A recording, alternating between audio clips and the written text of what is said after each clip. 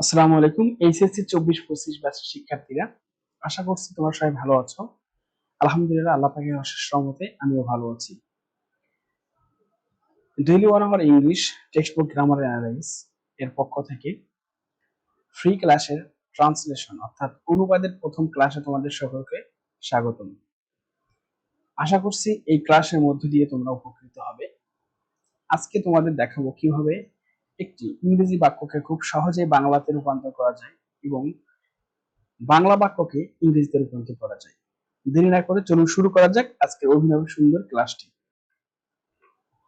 বাংলা বাক্যের গঠন আমরা অনেকেই হয়তো জানি, বাট কল্পনা করি না যে বাংলা বাক্যের গঠন কেমন হয়।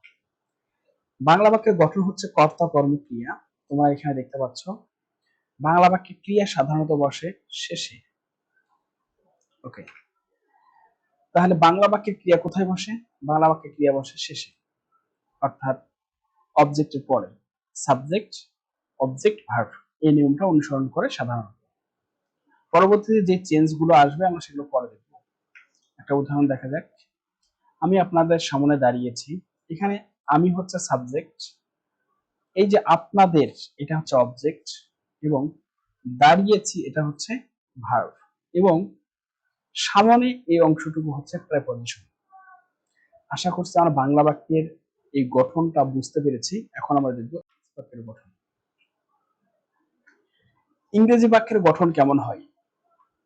ইংরেজি বাক্যের গঠনে সাবজেক্ট, ভার্ব, অবজেক্ট আমরা জানি। ভার্ব কোথায় বসে? সেন্টেন্সের মাঝে বসে।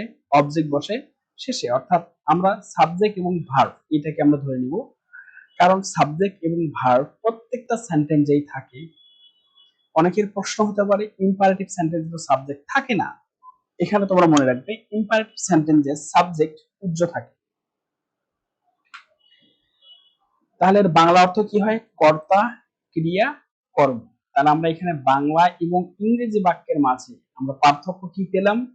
ইংরেজি বাক্যের ক্রিয়া বসে সেন্টেন্সের মাঝে অর্থাৎ সাবজেক্টের পরে, এবং বাংলা বাক্যের ভার্ব বসে কোথায় বা ক্রিয়া বসে অবজেক্টের পরে অথবা শেষে। এখন একটা উদাহরণের মাধ্যমে আমরা ক্লিয়ার হব। আমি আপনাদের সামনে দাঁড়িয়েছি। প্রথমত আমাদের এই বাক্যের সাবজেক্ট, ভার্ব, অবজেক্ট খুঁজে বের করতে হবে। এই বাক্যের সাবজেক্ট হচ্ছে আমি, সাবজেক্ট অর্থ কর্তা, এটা আমরা সকলেই জানি। আপনাদের এই অংশটুকু হচ্ছে কর্ম এবং দাঁড়িয়েছে এটা হচ্ছে ভার্ব বা ক্রিয়া বলা চলে। এটা বাংলা বাক্য তাই ক্রিয়া বসেছে শেষে। যদি এটা ইংরেজি বাক্য হতো তাহলে কেমন হতো? তাহলে যেহেতু সাবজেক্ট আই, এই জন্য প্রথমে আই লিখলাম এবং এই সেন্টেন্সের অবজেক্ট কোনটা? এইটা হচ্ছে অবজেক্ট আমাদের। তাহলে কি আগে অবজেক্ট হবে নাকি আগে ভার্ব হবে? আমরা জানি আগে ভার্ব হবে, এই জন্য আমরা কি লিখবো এখন? ভার্ব লিখবো। আই স্ট্যান্ড, এটুকু হয়েছে। এখন আমরা দেখব অবজেক্ট কোনটা। এখানে এখানে কিন্তু অবজেক্ট হচ্ছে সামনে, অর্থাৎ সরি আপনাদের। তাহলে এখানে কি হবে? Before you. এখানে বিফোরটা হচ্ছে প্রেপোজিশন, যার কারণে ইউ এই শব্দের পূর্বে বসেছে, বসে এই সেন্টেন্সটাকে ভার্বের সঙ্গে একটা সম্পর্ক স্থাপন করেছে এবং সেন্টেন্সটাকে বর্ধিত করেছে।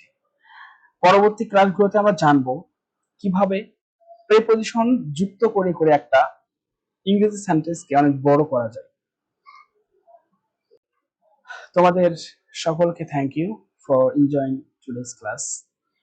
ইনশাআল্লাহ সামনে আরো অভিনব সুন্দর ক্লাস পাচ্ছ, সেজন্য তোমাদের ডেইলি 1 আওয়ার ইংলিশ বইটা কাছে রাখলে সবচেয়ে ভালো হয়, কারণ আমার এই বই একমাত্র ট্রান্সলেশনের পদ্ধতি দেওয়া আছে, যেটা তোমাকে রিটেন অংশে এখন থেকেই অনেক শক্তিশালী করবে।